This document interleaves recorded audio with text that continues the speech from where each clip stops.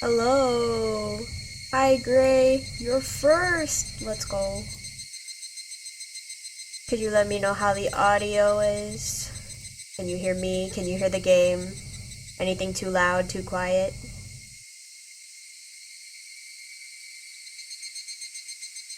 I'm a little quiet. Okay. If I do that, and then... Okay. Is that better, or do you want me to turn the game audio down a bit more? You got no notif? Oh no. Well, you're here now, Kimono. Welcome. That's good? Okay. Thank you. Don't cry. It's okay. How are you guys? Yeah, you're barely late, exactly. Banquet to back end, over. One more speaker, then the toast starts. Are you ready? This is the back end, we're ready. Downloading Twitch on my phone lets me get instant notifs. Oh, really? That's good. More people to talk with, IRL. Oh. I mean, maybe new neighbors, question mark? The phone didn't give you the notif, that's weird. Feel like Kimono, it's hard. It's hard. I hope you find some people, though. I'm sure you can. Just gotta look. That's the hard part. We can't hear anything from inside, so please give us a cue when the speech is wrapping up. Listen up. 10 bottles of beer per table. Make sure to deliver them to your area smoothly. Neighbor is half deaf. You only have one neighbor? Surely there's more, right? Young hotel workers dressed smartly in bow ties pulled bottle after bottle out of the beer cases, preparing for the toast. They waited for their cue to serve the drinks while listening through the intercom. At a normal party, they could put bottles of beer on the table ahead of time, but if there was a lecture before the party, then they couldn't. Guests don't mind sushi going dry due to a long speech, but they don't like seeing their tables get wet with condensation from the bottles of beer. Can't explain where I live now without doxing. That is valid, and if you can't find a neighbor, maybe going slightly out of your way, maybe you could find someone. And more than anything, they certainly don't want to drink warm beer. That's why beer has to be served right before a toast. However, there's always a speech before a toast, and usually a long one. Especially at a big party like this, there are lots of guests that give speeches, so it's extremely difficult to know when to serve. For that reason, the bottles end up sitting outside by the banquet room, and people end up drinking warm beer anyway. Got a lot of Southeast Asian people here, and they tend to stay with their communities and not their... Oh, yeah, they do that. It's true. It's true. As an Asian, I can say Asian people are quite cliquey. It's sad, yeah, but it's very true. It's everywhere, though. Yeah. My apologies. There were several dozen tables with white tablecloths on them in the banquet room. Approximately 8 people were sitting at each table, so there were at least a few hundred people in the room. The banquet room was filled with excitement. It's okay. Is it, though? I feel like we should probably fix that. Alas. All the overseas kids are like that at my school, except the super friendly ones. I just assume they're shy and it's scary. Yeah, I think that's a part of it. Sometimes it's like a language barrier thing. But yeah, I think a lot of times too, it's just like they're more comfortable around Asians, I guess. I don't know. It's weird. There were many plates with many different kinds of food on each table. A sushi platter, a sashimi platter, a fruit platter. Also, along the wall, there were cooks ready to serve fresh sashimi. All the guests appeared to be well-mannered gentlemen, and were clearly notable people in various different fields. Might go to the shop because my mother's train got canceled, so now I got no one in the house except the cats. Oh, huh. Outings are always nice. But also, so is hanging out with the cats. Why not both? The huge and beautiful chandelier above them clearly indicated that this hotel held a status good enough for these famous people. An elderly gentleman was giving a lengthy speech on the stage before making a toast. When in doubt, we have this community, though, so we're never alone. True! My DMs are open. And so is the Discord general chat. Usually, people don't like such long speeches. especially if it's before a toast. But the guest occasionally shouted, "Yes, yes," and sometimes gave him loud applause, filling the room with their fervor. Well, maybe fervor was a pleasant way to put it. It was probably more accurate to say that their excitement was bizarre. Which country would actually teach people not to show respect towards their own flag? There are no others. It's happening only in Japan. That's right, that's right! Is forcing people to respect their national flag and anthem an obstruction of their freedom? True and appreciated. Just gonna make sure I don't neglect my IRL social life. That's important. I respect that. That's a foolish idea. Listen, love for one's national flag and anthem comes naturally to all. As an American, I can guarantee none of us respect our flag. It's true. It's very true.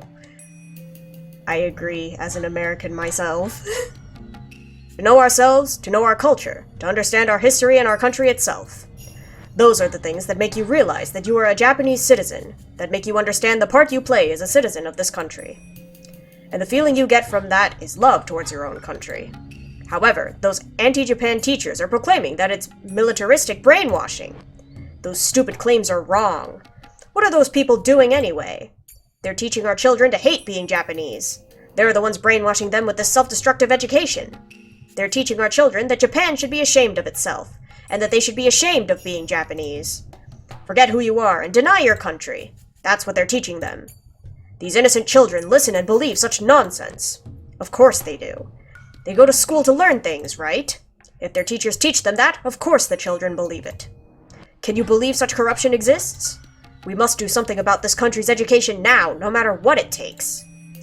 The sound of applause filled the banquet room. All the gentlemen agreed, and expressed that they felt the same way by cheering him on. After that, a gentleman wearing a cloth sash approached the stage. The hall welcomed him onto the stage with another round of thunderous applause. A rousing theme from a popular drama series played as he took the stage, but it was entirely unnecessary before the overwhelming applause. The man's sash carried his name written in large letters, along with the name of the prefecture he was running for office in. Let me introduce to you a patriot, XXXX-kun. This man has served the former governor as his right-hand man, as the director of the office of the governor for many years, supporting the prefecture's government for a long time. Since the previous governor has decided to retire, he was appointed as the next governor. Unfortunately, we have those anti-Japan teachers in our prefecture. While they proclaim freedom of education and freedom of thought, they're shamelessly forcing an anti-Japan education down on our children. Most people in the UK don't know the right way over. No! That's crazy. They don't teach real history. They teach our children that everything was Japan's fault. They don't even mention the true purpose of the greater East Asia Co-Prosperity Sphere, or all those who fought to save Asian peoples from Western control. What is this propaganda? I have no idea what is going on. They don't even talk about how many Asian countries were actually Western colonies before Japan stood up for our freedom during the war. Our country has recovered amazingly since then, yet our children don't know any of that, because those teachers don't teach them. I only know because my old history prof was a bit of a nationalist. Huh, interesting.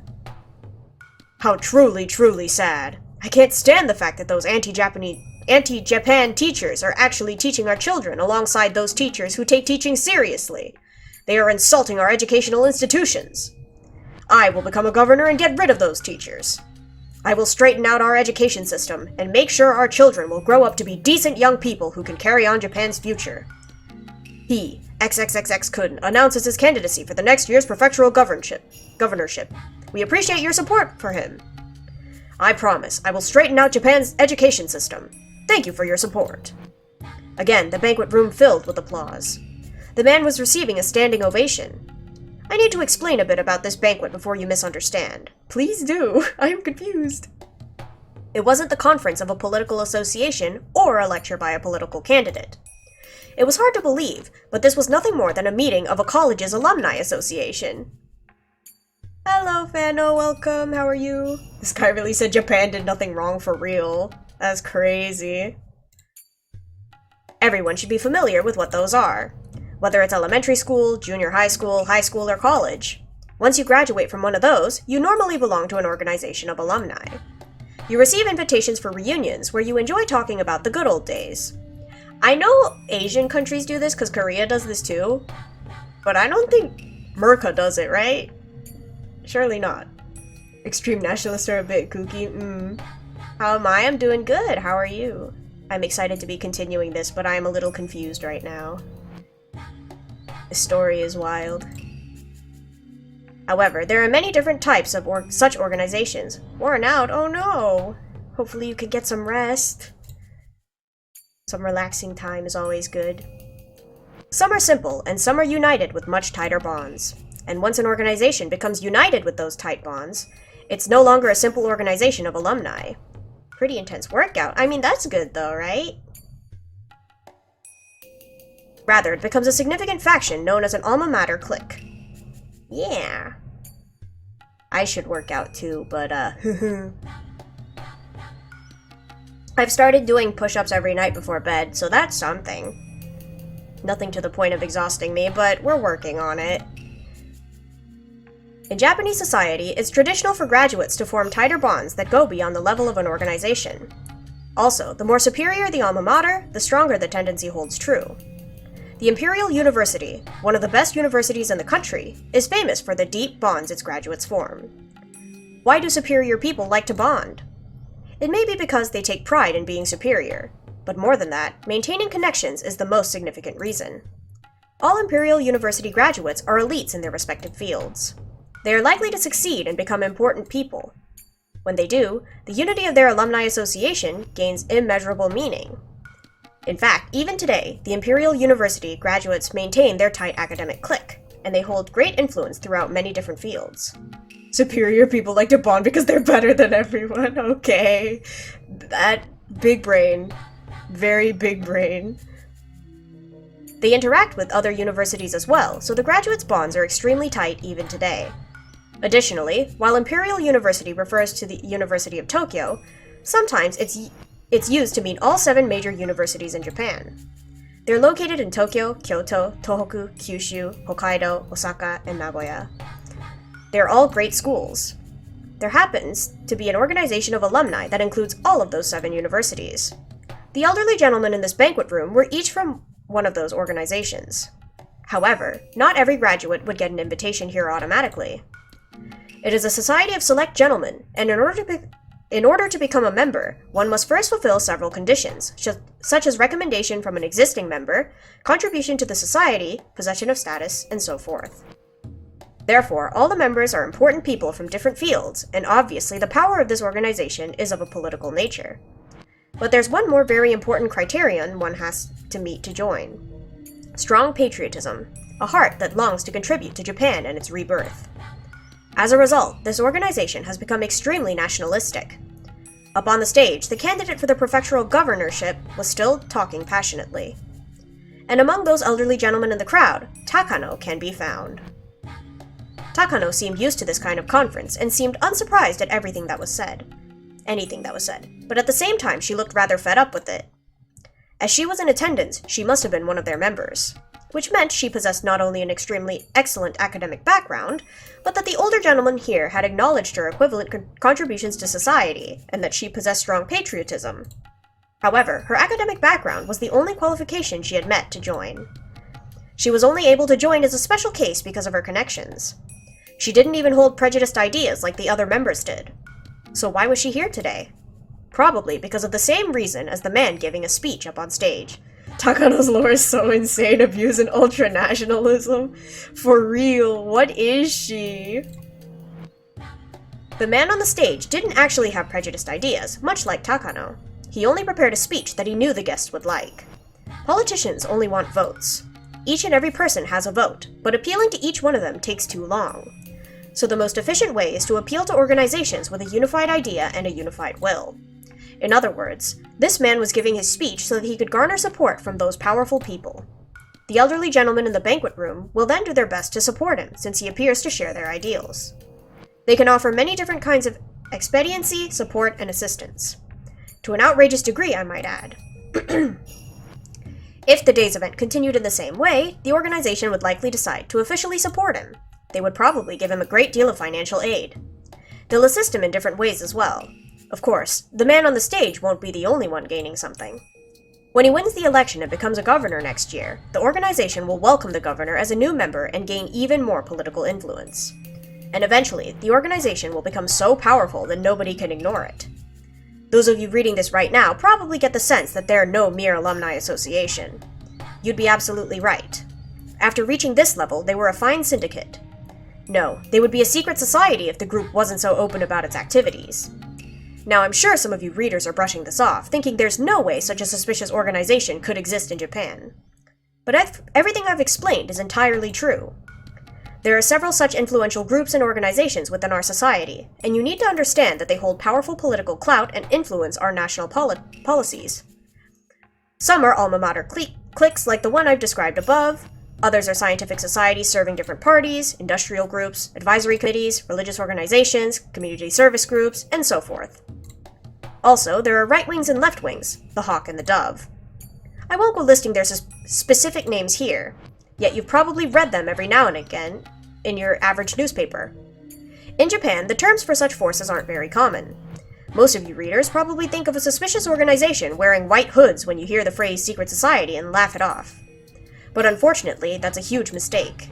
In America, where there's far more territory and citizens, there's way more groups like that, and they possess such vast influence that ignoring them is impossible. So the terms they use for such forces doesn't apply to those on the scale of this syndicate. Sometimes people say that such groups have more power than the White House, and they are referred to as the shadow government. Even here in Japan, we had a shadow government before the war, our Zaibatsu. After we lost the war, the GHQ dismantled those blocks, but 40 years have passed since then. There's no guarantee our country hasn't given birth to another shadow government, given how good we are at collusion, groundwork, and backroom deals. Mio Takano was, in fact, attending a conference of such a shadow government. I feel like this game wants me to put on my tinfoil hat. It's kinda, yeah, I really feel that. Also, who the heck is talking to us right now? Who's the narrator? 'Cause it's not Takano. And it can't be Rika, surely. I'm so confused. Oh, and it's just over. It might appear to be a guest house at a huge golf course. There were no golfers in sight, but by appearances, that must be it. But appearances can be deceiving. This wasn't a golf course, but a huge backyard. It's always golf. It is, it's true. The guest house was, in fact, a very stylish mansion. Normal people would be surprised to learn that this was a private residence. Whoa, so fancy. The interior of the building was as lavish as the exterior. There were beautiful carpets on every floor, expensive-looking decorations on the wall, and expensive-looking bottles of alcohol on the shelves. That's the kind of room Takano was in. There was a knock at the door, and an old man in a wheelchair and a young woman pushing it entered. As Takano stood up to bow, the old man stopped her by raising his right hand. No, you don't need to stand up. Long time no see. I've been telling you to come and see me any time, but you never do. It's great to see you, Koizumi-sensei. The old man sat down on the sofa with assistance from the woman. He was very old. His face was covered in wrinkles, and he could hardly do anything on his own. Even so, he still held a great deal of power and influence. Oh my, you haven't changed a bit, have you? I can see lipstick on your neck. Oh, is that right? Good grief, how embarrassing. There was no lipstick on his neck. The woman who was helping him with his wheelchair was too beautiful to be a mere helper, so Takano had suspected something. As it turned out, her guess was correct. Although he was so old that he could die the next day, he wanted to stay sexually active until the very end. Even the Grim Reaper would think that's just absurd. Mio-chan, you've become quite beautiful yourself. You're not a little girl anymore, eh? Oh, stop. If you really think that way, why did you try to touch my bottom, What have you got to lose from having an old guy like me touch your butt? I'm sure you have plenty of chances to touch a softer butt, don't you?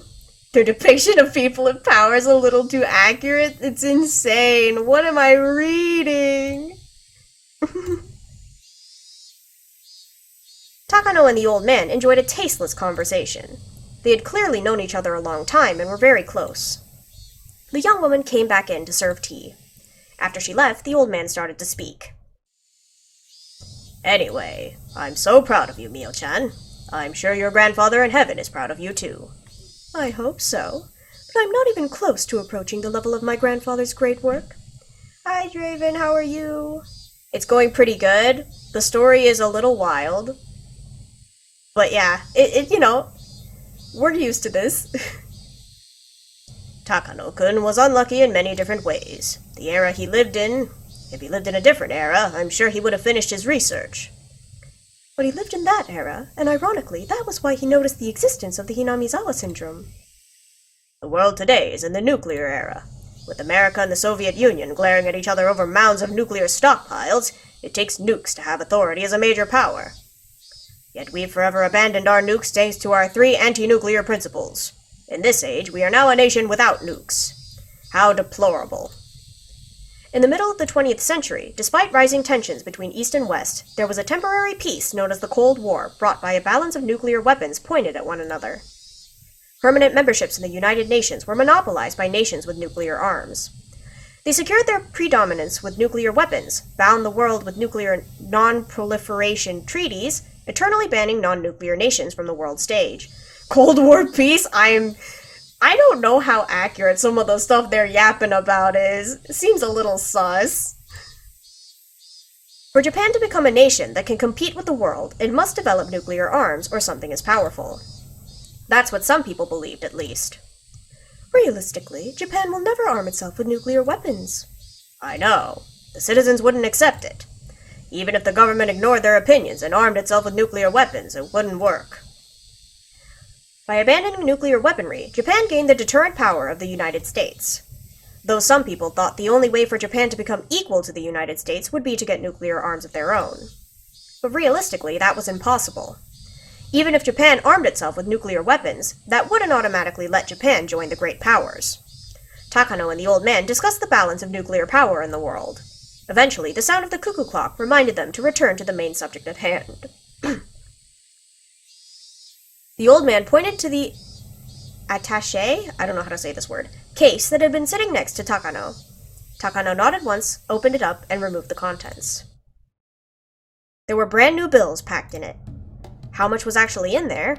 A bundle of brand new million-yen bills is 1 centimeter, so there must have been at least enough to make up 8 digits.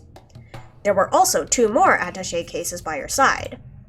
However, neither Takano nor the old man were surprised at all. Takano closed the attaché case and bowed. Thank you very much, Koizumi-sensei. I'll never forget about this. Bribery? Ha ha ha ha. Money should be handled by younger people. I can't take it to heaven with me. I just hope this will be of assistance to you. Use it wisely. Of course I will. I'll use this money only to make my grandfather's dream come true. I envy Takano-kun. What a wonderful grandchild he has. I'm sure he's bragging about you up there. I haven't done anything yet. I'll have earned this praise when I complete my grandfather's work. I'm so jealous. My boys are no good. They're only interested in making money. What really matters is how the money is spent. How you contribute to the country is what's most important. That's how you repay your debt to it, you know. Oh, so are you saying that treating all those lovers so lavishly is also a way of repaying your country? Of course. When they shop, the country makes money. Money goes around, you see. However, those lovers would probably end up buying some foreign goods. Things probably don't quite work the way this old man thinks they do. Takano chuckled to herself. But the money I give to those women and the money I give you are completely different. I know that very well. You worked very hard. You've retained trust and support from so many people. This is the first time I've mentioned it, but Haruyama-kun and Mochizuki-kun both weren't sure about you because of your age at first. Ha ha ha ha ha. That's why I'm acknowledging your efforts, and that's why I'm giving you this money. I understand. Also, for me to give you this money means that I recognize you as the official successor of Takano-kun's research. Thank you very much. Thank you for believing in me. I truly appreciate it. No, don't mention it. This research is Takano-kun's and yours too. He wouldn't want anyone else to take over. So thanks to all of your effort, I didn't have to spend too much time convincing the other old folks. Completing my grandfather's research is the least I could do for him. I won't begrudge any efforts towards that aim. Takano smiled as she remembered everything she had to go through to get to this point. It went without saying, but the old men around Takano saw her as someone from their grandchildren's generation, or maybe even younger. Just how much trouble did Takano have to endure in order to gain the trust of those with such a large generation gap? It was hard to describe to those who couldn't even imagine her trouble. But Takano earned it. She gathered allies, drove away enemies, garnered support, and forced them to recognize her. She spent a long time establishing trust and rising to a status that the old men would welcome. Which was all the more reason this meeting was a reward for her many days of hardship. Now that she officially had a powerful influence backing her, she could spread her wings and see the completion of her grandfather's unfinished research.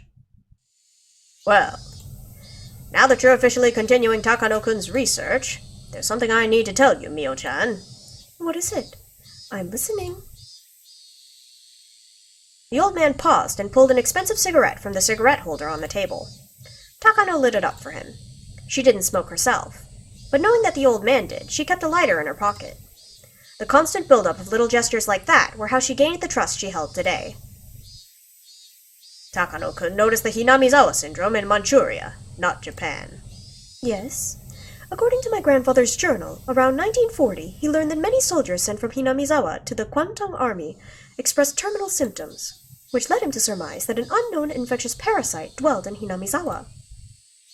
Under the harsh conditions of war, people sometimes lost their mind. In those conditions, those who were sent to a far-off battlefield from Hinamizawa spent their days under duress, and occasionally they exhibited terminal symptoms, hallucinated, and caused twisted incidents. Yet that all occurred in the extensive chaos of the battlefield. Every incident was handled separately, and no one suspected there was an underlying cause. At the time, Takano-kun was working as a military physician in the Kwantung Army. He was researching the prevention of different infectious diseases. And one day, he noticed that several incidents of deranged behavior were occurring among soldiers from the same hometown. He hypothesized that these symptoms were unique to those from Hinamizawa and began his own personal research.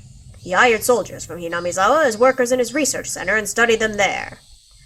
Then he learned of the unique Hinamizawa faith in Oyashiro-sama, and he was convinced that he found an infectious parasite with unique properties.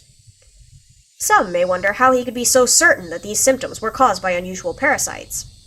At the beginning of the 20th century, German doctors proved that some unknown diseases were caused by bacteria and parasites. At the time, it wasn't too far of a jump to assume that unknown pathogens could be behind unknown diseases. Got Peach Vanna? Nice! Welcome back. Enjoy.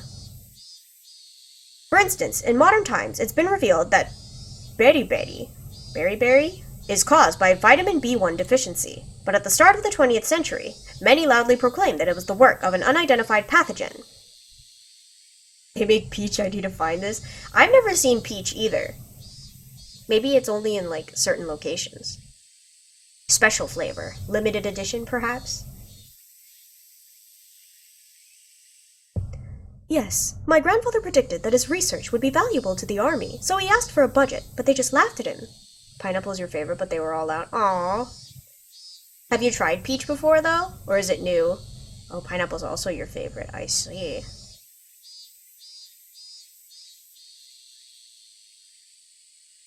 Maybe it's a Southeast Asian thing, not sure. Huh, maybe. Peach is great, that's good. As a researcher, her grandfather was very talented and passionate, but when it came to gaining the aid of political powers, he simply struck out. Hinamizawa syndrome. No, the possible existence of a parasite that infected the human brain and controlled emotions.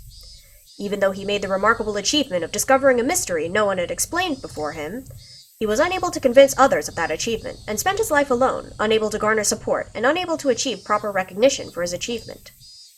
Independent research has its limit. Talented people, funding, and backup. A research project can be successful only if all those things are present. Takano had noticed her grandfather's mistakes, and that was why she did everything she could to obtain all of that. The military at the time was hoping for a low-cost, immediate-acting weapon. While Takano-kun's research was extremely intriguing, it didn't meet the military's expectations. But I heard you were the only one who understood my grandfather's research, weren't you? In his journal, he calls you his best friend. We came from the same hometown. It was a miracle to run into someone from the same town on such a distant battlefield. Although we weren't close in age, we became very good friends, so we talked a lot. Many times he told me his research would be revolutionary, and asked me to lay the groundwork to secure funding for full-scale research.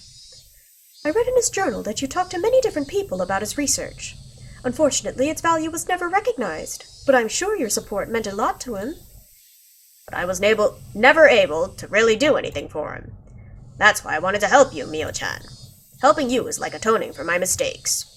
Thank you very much. He was lucky to have you as his best friend. If only there were more understanding people like you in the military's upper echelon. All these words that I do not know how to say.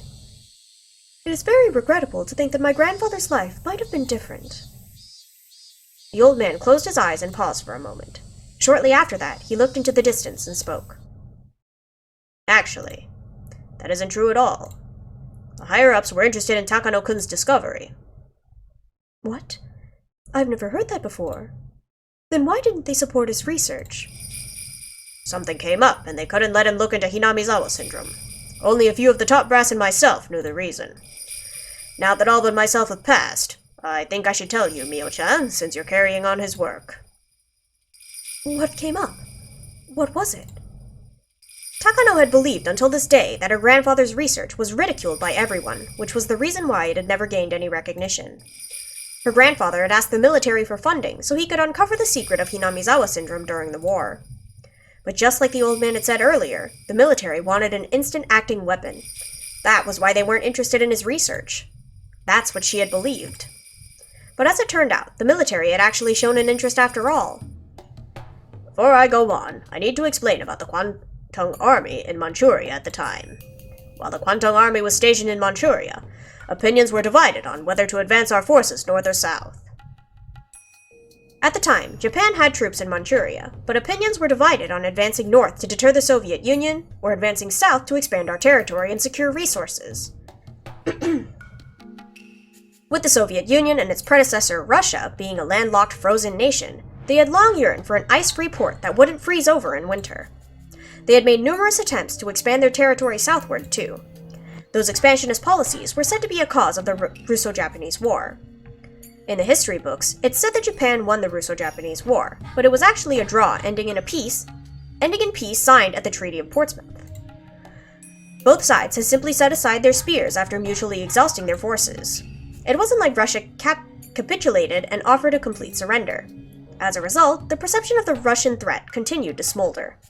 Later, the Russian Empire was overthrown by a revolution, but Japan was unable to shake the threat that the new Soviet Union would advance south.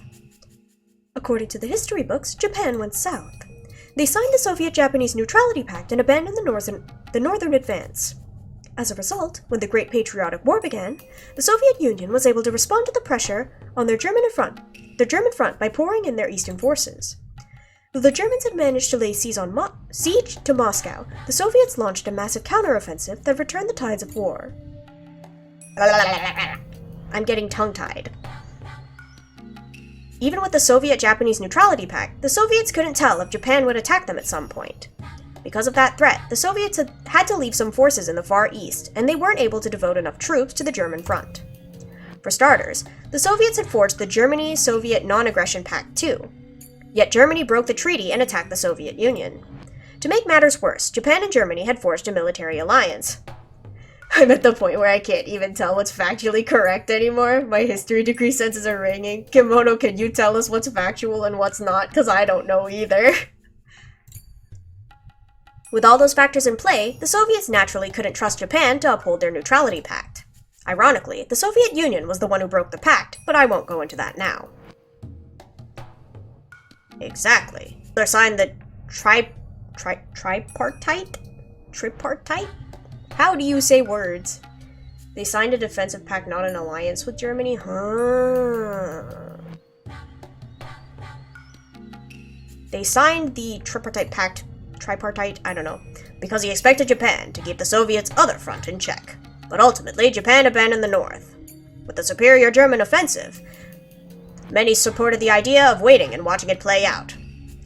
I don't know if you're allowed to say the funny mustache man's name.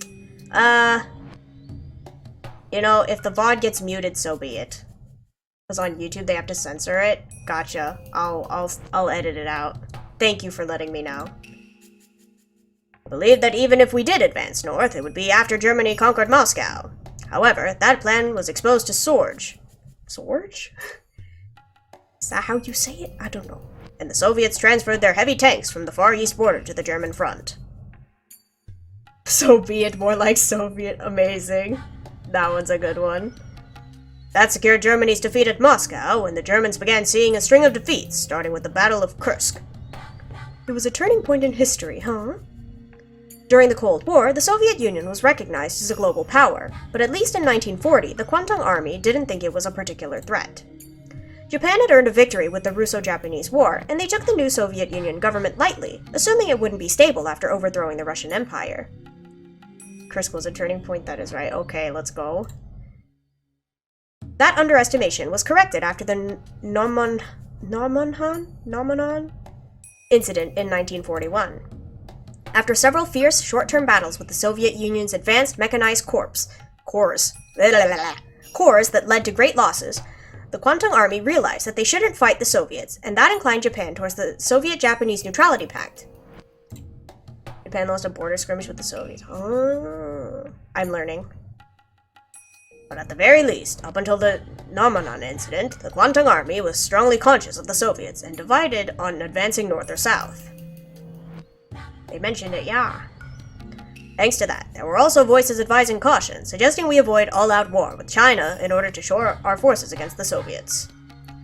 But the Sino-Japanese War broke out after the Marco Polo Bridge incident, right? July 1937. The Japanese and Chinese armies were staring at each other across the Luguo Bridge in Beijing. It was the middle of the night on July 7th. The Chinese army fired on the Japanese army in training, and they engaged in combat. This triggered the long Sino-Japanese War. Yes, according to historical records, that incident triggered the Sino-Japanese War, but with opinions divided over advancing north or south, the army was equally divided over a full-scale confrontation with China.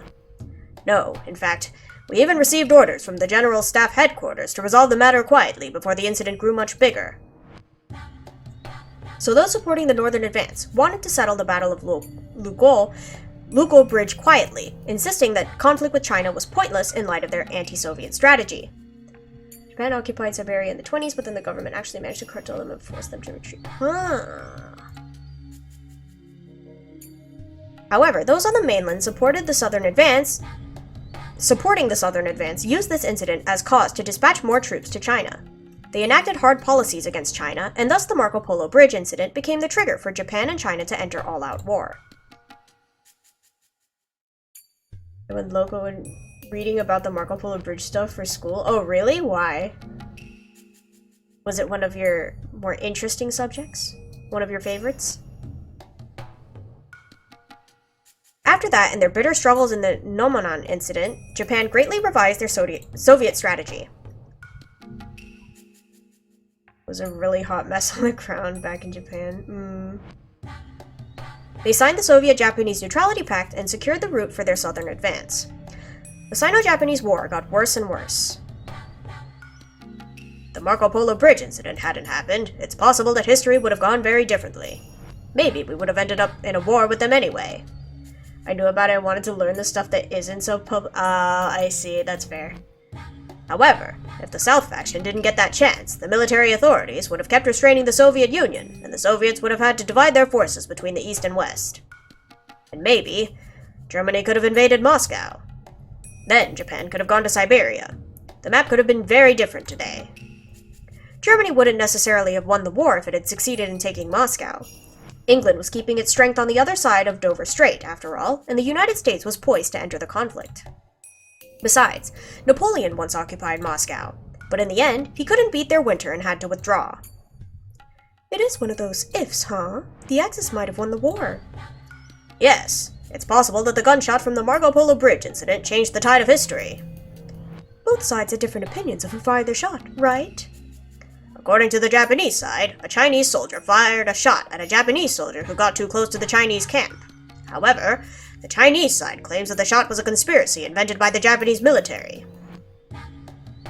That Japan wouldn't attack them as well? Huh. Interesting.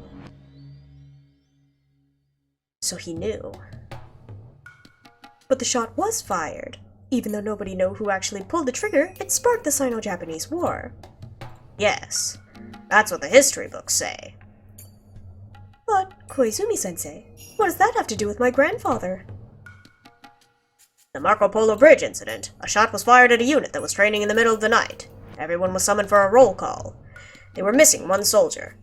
This soldier came back later, and it was said that he was sent as a messenger and had gotten too close to the Chinese camp. The second side. Oh. By the way, did you know that soldier was from Hinamizawa? Really? When Takano-kun was talking about Hinamizawa syndrome, he said that soldiers from Hinamizawa could suddenly fall into a deranged state. And we realized that the soldier from the Marco Polo Bridge incident was, in fact, from Hinamizawa. Then what about the first shot fired? I don't know the truth, but I think it's possible that a soldier within the terminal stage of Hinamizawa syndrome fired the shot. Thank you for the hydrate and stretch. I cease my shrimping.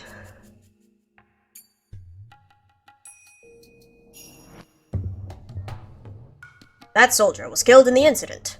Since there was no record of it, nobody knows exactly how he died. The Japanese side claimed that the Chinese army had fired at them, and negotiated with that in mind. Just a scant few days after the incident, Japan demanded an apology from the Chinese, and as a show of force dispatched their 3 divisions of reinforcements. Are they typing Hinamizawa syndrome to the outbreak of the Second Sino-Japanese? They might be! The Chinese side was, of course, opposed to that. The situation escalated at once.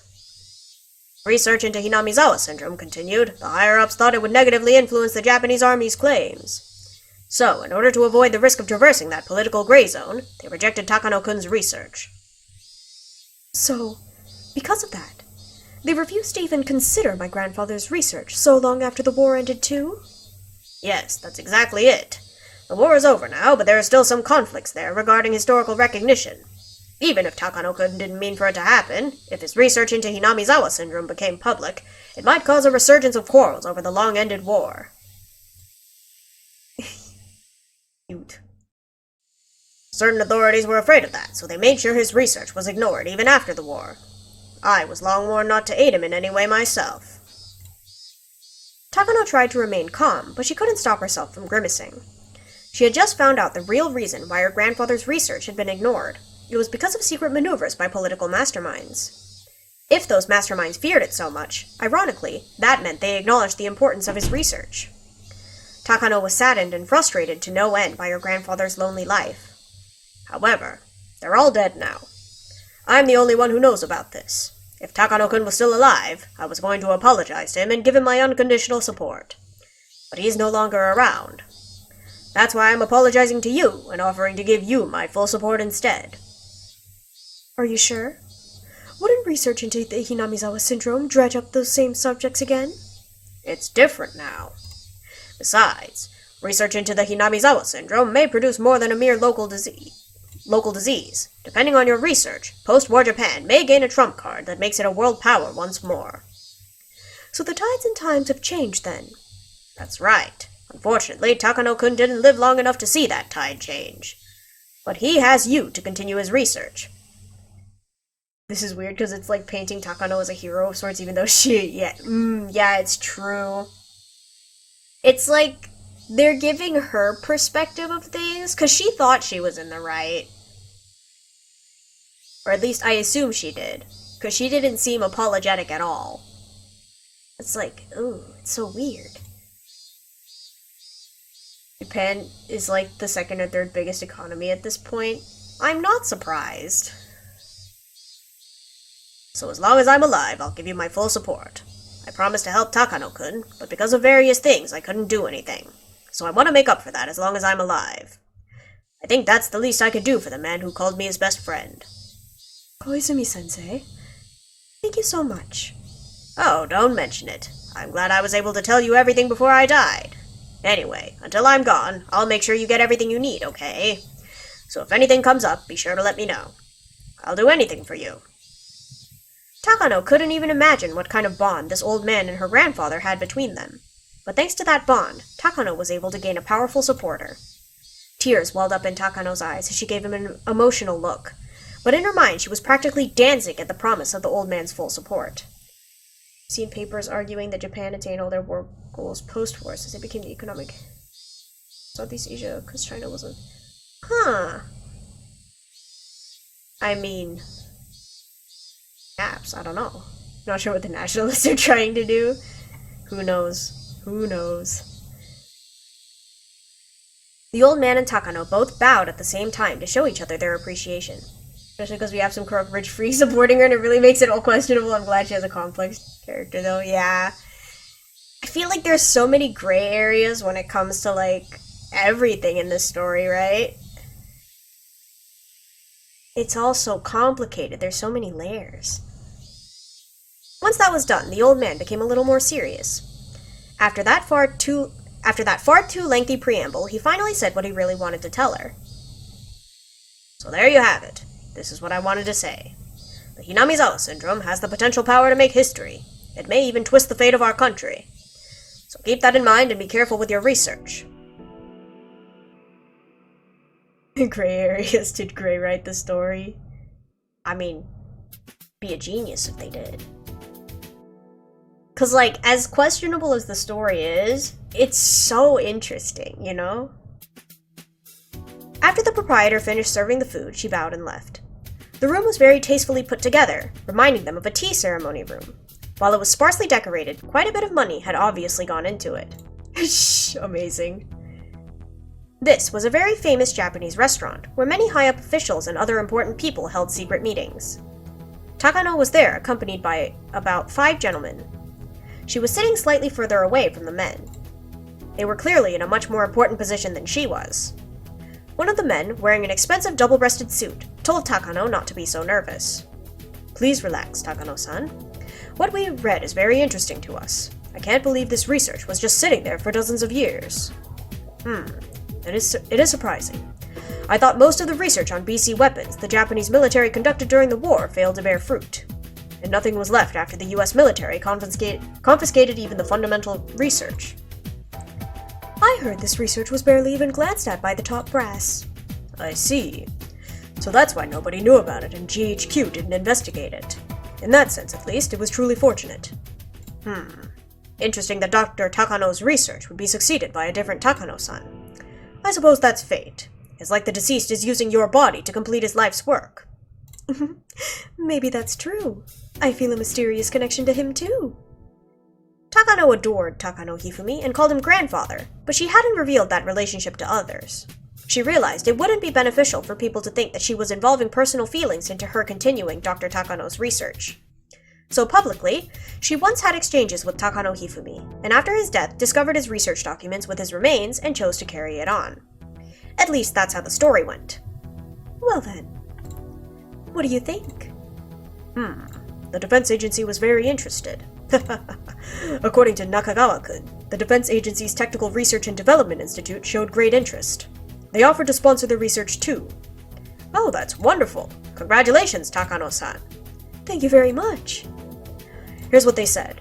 There's a research council for next-generation deterrence being led by experts from several different ministries. One of those is called the Alphabet Project. Have you heard of it, Takano-san? There was no way she would know about something like that. But it was very possible for these nationalists to research something dangerous without citizens knowing about it. Society forms something like a web made of connections between people. People hold hands with other people who share the same ideas and end up knitting a nest. A net. Eh? I can't read. Of course, subnets are well known, but there are some secret ones too. So there was no way of guessing just how the men at this meeting were connected. A society involving research into deterrent weapons for the next generation. The Alphabet Project. With those words, it was possible to imagine what that might entail. Deterrent weapons. That usually refers to nuclear technology. Weapons are normally used to destroy enemies. However, the general idea of deterrent weapons is very different. The assumption is that they won't actually be used against anyone. Nuclear weapons are largely used as a threat to prevent enemy invasion. Both the US and Soviets possess large stockpiles of nuclear arms, keeping each other in check. But they will never actually use them, because if they did, there'd be a nuclear war and both countries would be destroyed. So they're like a legendary weapon you never draw. Of course, that last resort only works because both sides have nuclear weapons. If one side lacks them, then they lose all military negotiation power. In other words, nations without nukes are powerless before nuclear-armed states. That can't be true. Japan abandoned nukes and it still functions as a nation today. Or so some people may be thinking, but they're wrong. Japan abandoned nukes, but lies under the nuclear umbrella by allying itself with America. That means the nation functions thanks to America's nukes. However, that also means we must resign ourselves to forever be a vassal. I don't know how to say that word. Of America. Vassal? Vassal? In order for Japan to escape that and become a powerful nation equal to America, it must possess its own deterrence arms and step out of that nuclear umbrella. That society must have been put together by experts who believed in that ideal. Given that, even the name Alphabet Project makes sense. Vassal? I think it's just said like vassal. Oh, okay. Vassal. Vassal. Okay, thank you. Words are so hard. Why are they hard? Nuclear weapons are weapons of mass destruction. However, weapons of mass destruction aren't always nuclear. They also include biological weapons and chemical weapons. Atomic, biological, chemical. The initials of these three words make up ABC. English equals dumb language. I can't even argue. It's so complicated. That's why weapons of mass destruction are sometimes called ABC weapons. I won't go into weapons of mass destruction that don't belong to those three categories. ABC, alphabet. I think America still owns Okinawa at this point, so I get the anti-American sentiment at the time. Oh, really? Huh, I didn't know that. In other words, Alphabet Project must be a code for research into weapons of mass destruction. As it happened, this guess of Takano's was correct. By rights, Japan should possess nuclear arms. We established ourselves as a peace-loving nation after the war, and after our vast international contributions, we've been recognized as a permanent member of the UN. Yet until we possess nuclear arms, we won't be recognized as a proper nation. That is the long-held desire of post-war Japan. Exactly. However, realistically, thanks to the Nuclear Non-Proliferation Treaty, the major nations hold a monopoly on nukes. Worse, our domestic public opinion is growing allergic to nukes, so foreign and domestic pressures make implementing them impossible. They shall learn of our peaceful ways by force, exactly. Biological and chemical weapons are sometimes known as the poor man's nuke. Small countries that can't own nuclear weapons have already started research into that kind of weaponry. Takano-san, please don't misunderstand us, okay? The purpose of our research isn't to obtain a biological weapon. Instead, our goal is to prevent such weapons from coming into Japan from other countries. Very peaceful. Very peaceful. So this is research into self-defense. I want you to understand that. Yes, I'm aware of that. Takano hated this Japanese tendency to make excuses, but she didn't let it show on her face.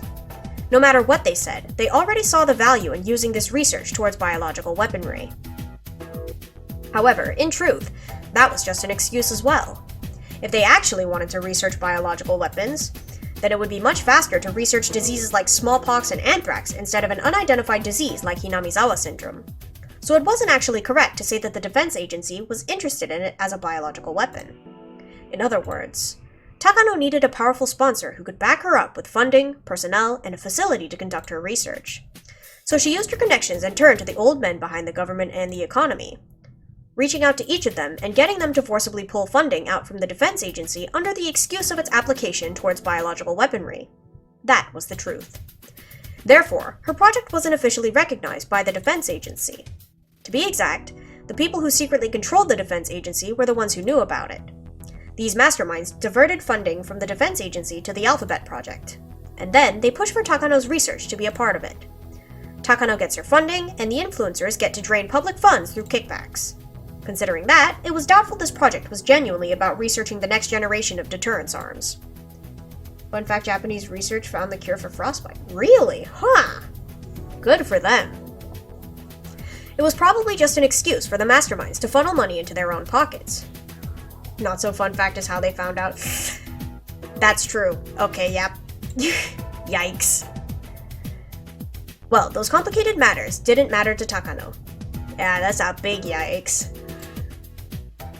Whatever those old men and influencers were planning wasn't her business. As long as she could get the funding for her research, that was enough.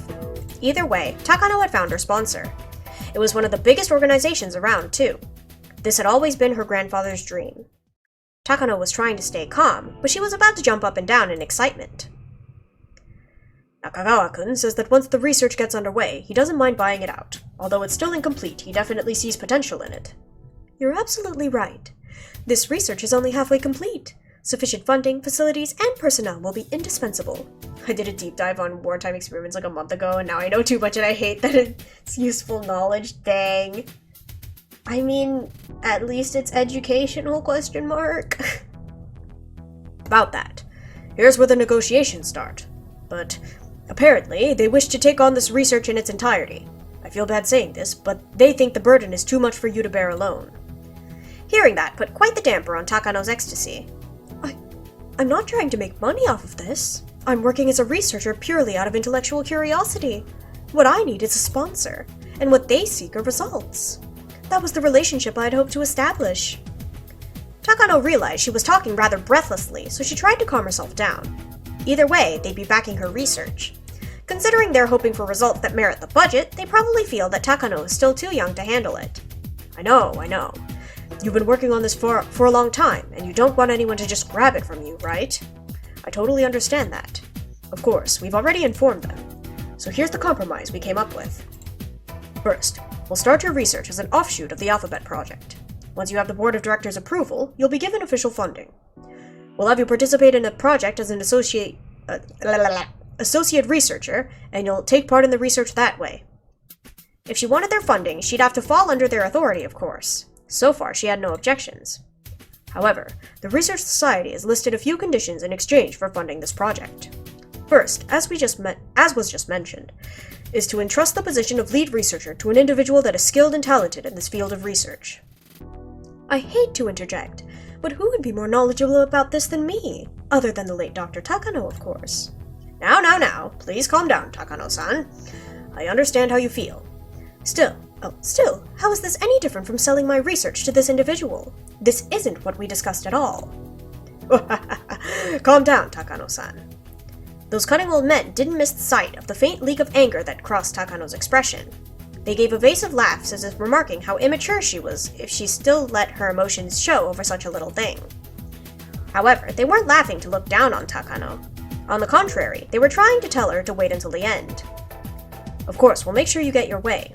Koizumi-sensei told me to take good care of you. Do you think I would just ignore you after he told me that? Don't worry. Please let me work things out. I'll make sure you'll be happy. What do you mean? See, I get to select the person in charge. Everyone chortled except Takano. After a moment, she joined in. In other words, he meant that he would just find the right person. The defense agency had suggested finding an expert to lead the project because they didn't feel comfortable with just Takano. However, Takano's sponsor was the one tasked to find such a person. In that moment, Takano realized it. Ah, how wonderful it is to have such a powerful backer. Let me work it out. I'll find some candidates for you. All you have to do is pick the one you think would be the most suitable. Takano felt better after hearing that. While she wouldn't be the official head of the project, she would end up leading it from the shadows. I love that she's all nerd emoji about politics, and then when we get to logistics, she's mad about it. Like, what was your ramble just about? She's definitely a character. I guess their excuse is that she's still young and immature, but like, Okay, game. That's how it be. Of course, she wasn't an expert per se. Having a partner would actually be beneficial. Give me some time to talk to the other end. I'll make sure you'll be happy with the outcome. Just please be patient for a while. I understand. Thank you for everything. Oh, by the way, it's not just the defense agency. Nagata-kun from the Ministry of Health and Welfare is willing to help you too.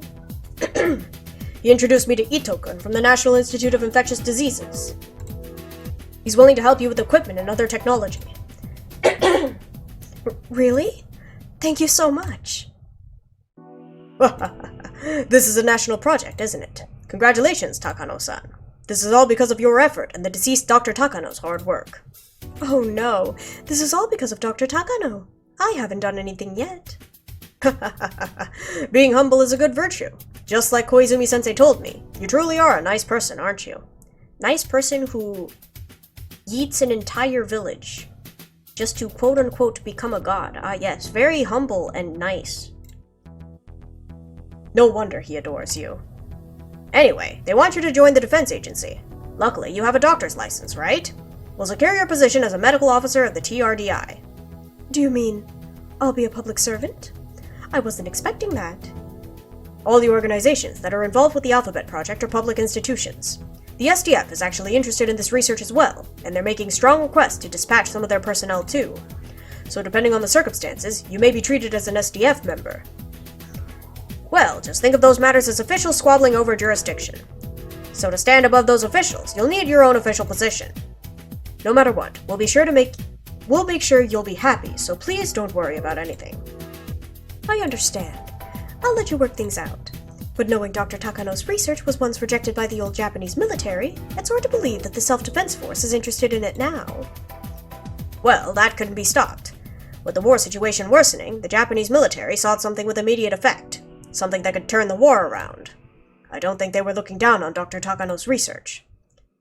That wasn't true, of course. Takano already heard the confession from the old man. She exhaled. To her, it was like the meeting in front of her was happening somewhere far away. She had longed for this day to come, and worked so hard to reach it. Finally, her grandfather and his research were attaining recognition. Is this a flashback? I am not sure if it's a flashback or if we're just getting, like, Takano's backstory as she's going through it. I have no idea where we are in the story. I mean, this is chapter 2, so chapter 1 was, like, Takano when she was really, really little. And then this is, like, I guess when she's older and taking on the project for the first time for Hinamizawa syndrome. But yeah, I don't know. We're still very early on in this game, so not a whole lot has been explained yet. Lag and add combo from refresh is out for me. Oh no! No! That's not good. Why are you lagging? OBS?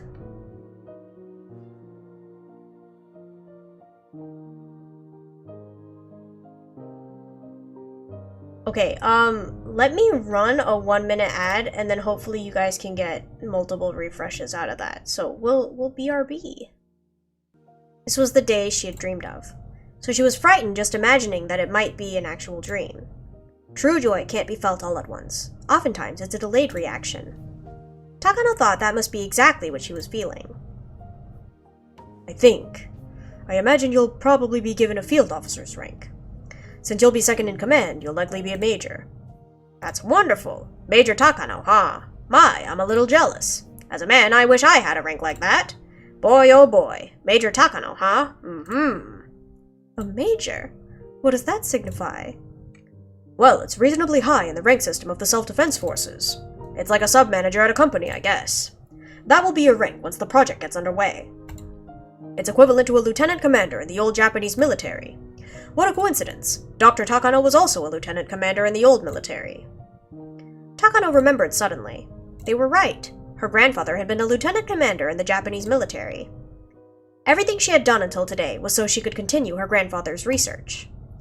Now everything had fallen into place. She had even been granted the same rank as her grandfather.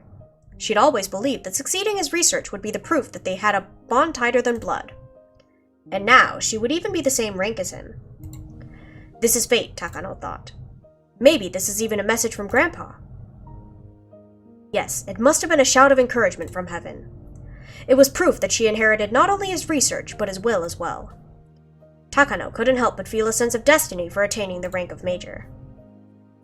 Grandpa, I'm finally here. Nobody else could hear her say that. But her grandfather in heaven could. That's what Takano believed. She'd only come so far. There were still a lot of things to do for this research to be recognized as a great work. Otherwise, her grandfather won't become a god. She wouldn't become one either. You must become a god. That was in her grandfather's will. I was unable to do so. The line that preceded it. It was her grandfather's dying wish. Her grandfather entrusted it to her. All of his research. A god can't be physically brought back to life. A god is made in the hearts of the people who remain alive. Her grandfather will live on in her heart. His exploits will be known to many, and all of the scholars will fight to read his documents, to steal them from each other. and they will learn about Hifumi Takano, who began his research during the war. They will know that nobody understood him, and that he ended up devoting his lonely life to his research. And finally, they will extol his grand achievement.